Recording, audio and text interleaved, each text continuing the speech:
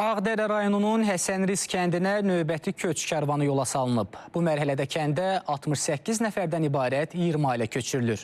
Qeyd edək ki, Həsənrizə köçürülən ailələr ölkənin müxtəlif yerlərində, əsasən yataqxana, sanatoriya və inzibati binalarda müvəqqəti məskunlaşan ailələrdir.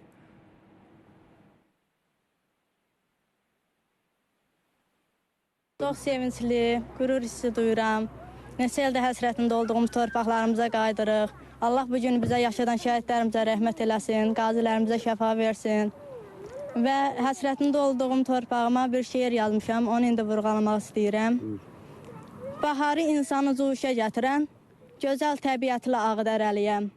Neçə qəhrəmanlar yetirən, igidlər diyarı Ağdərəliyəm. Dağ başını duman gəlib alanda, yağış narın yazda yağanda, bülbüllər kəndlərə haray salanda, könüllər şad edən Ağdərəliyəm. Gülşənəm, sevirəm doğma elimi, gözəlliyi bağlayıbdı dilimi. Qələmim yazıbdı şeirini, şeirlər yazdıran Ağdərəliyəm. Bütün şəhidlərin anasının qarşısında, hamısının anasının qarşısında baş əyirəm. Belə qazilərə uzun ömür, can sağlığı arzulayıram. Torpaqlarımız uğrunda nə qədər əziyyət çəkən oğullar var, onların hamısının qarşısında baş əyirik.